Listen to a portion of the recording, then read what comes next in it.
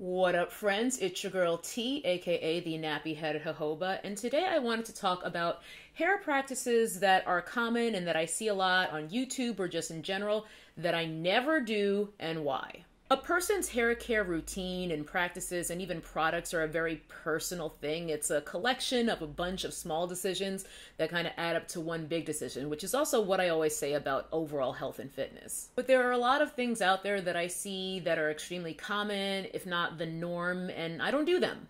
The first one is a little bit more old school. I don't necessarily see this a ton anymore, but I still see it from time to time, and that is using baking soda to cleanse the scalp and hair. The reason I never, ever have or will use baking soda on my hair and scalp is twofold. First, baking soda is very abrasive. If you've ever used it, just mix a little bit of baking soda with water and put it on the back of your hand. The little grains of the baking soda are actually very abrasive. It's not something I would recommend using as a DIY face scrub because I've seen that too. I feel like it's far too harsh for that. And that also makes it very harsh to me, to the hair strand. I feel like that abrasiveness cannot possibly be good for maintaining the hair's cuticles. The other reason I never ever put baking soda on my hair is baking soda is extremely alkaline. Our hair and skin, part of their protection is remaining slightly acidic. That's why, at least toward the end of your hair care routine, you want your hair products to be in the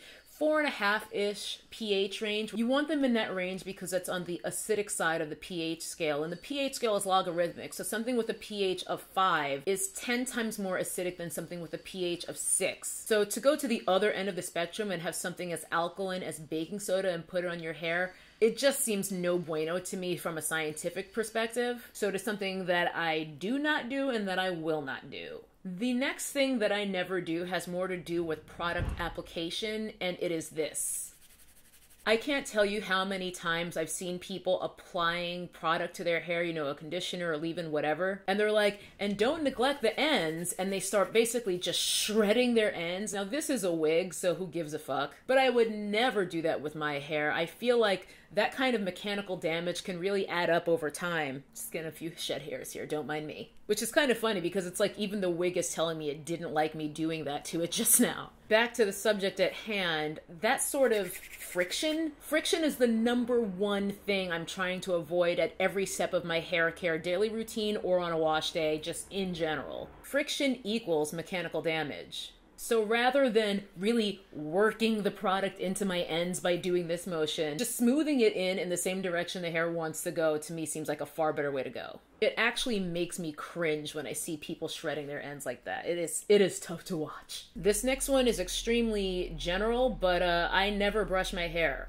at all. I also don't comb my hair, but I don't know, I could see a day where I might want to comb my hair again. In fact, I did comb out my ends a little bit the last time I trimmed my hair because it was stretched and straight enough to allow me to do that without inflicting insane amounts of damage. But brushes, I just don't see those in the future for me at all, especially on my edges. My ride or dies already know I have some struggle edges. They're barely there. I feel like even just a strong gust of wind, no more edges for me. So the last thing I want to do is brush them, even if I'm using an extremely soft brush. I know a lot of people, when they're doing their tutorials or whatever, or their demonstrations on YouTube of how they get slick edges and this and that, they're like, I'm using an extremely soft brush. There is no brush in the world that is soft enough for me to feel comfortable using it on my edges. I feel like I've gotten pretty far in life without having laid edges, so I think I'm gonna make it. And as far as the length of my hair, it's the same reason I avoid combs, but I feel like brushes are even worse. It's just going to be more yanking, more pulling and ripping. In my experience, brushes ain't gentle. I've never used a brush and not had it rip some of my hair out, so I never use brushes. Especially on them edges, girl.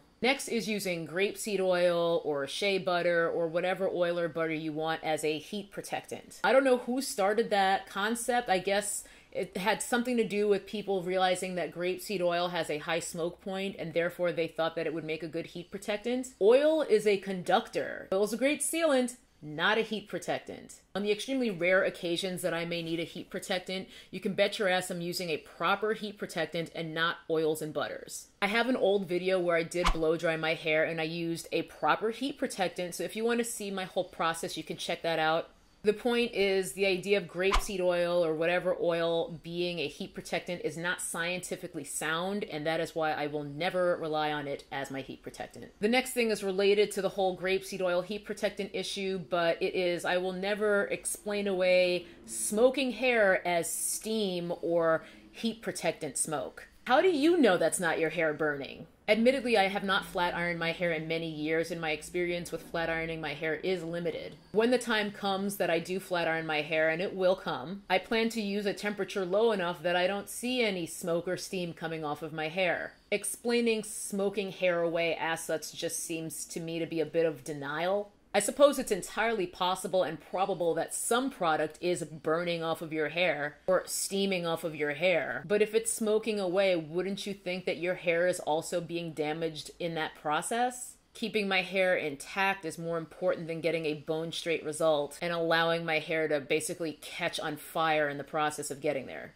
The last thing that I never do is anything that hurts. I'll be all the way real with y'all. I'm tender-headed. I've admitted it before. But even aside from being tender-headed, it seems to me that no part of doing my hair should be painful. Anything that's yanking and tugging on my scalp that hurts is basically asking for scalp and skin damage, if not traction alopecia. So my approach is just better safe than sorry. It's why I finger detangle. It's why I never do anything very tight, like very tight braids or twists. If I ever am able to get cornrows again, which I hope so, I'll have to find someone who can put them in so that they don't hurt. I never want to deal again with braids that are so tight I can't even sleep. I can't believe that that used to be just a normal part of my life. Getting bumps on my hairline because my cornrows were fresh and my scalp was screaming out for help. So now, even though my hair routine takes a lot longer because of finger detangling and taking my time and having a lot of patience, which I don't really have naturally. I'm an impatient person, but I have had to teach myself to have a lot more patience in dealing with my hair because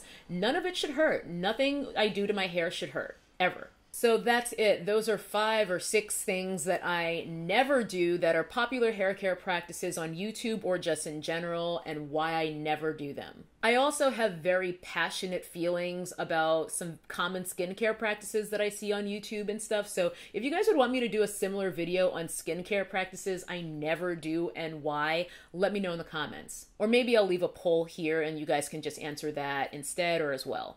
And another one bites the dust. That's it for today. Thanks so much for watching. I hope this was helpful, and I will see you guys in the next video. Bye-bye. That's some nappy-headed hose there, I'm going to tell you that now.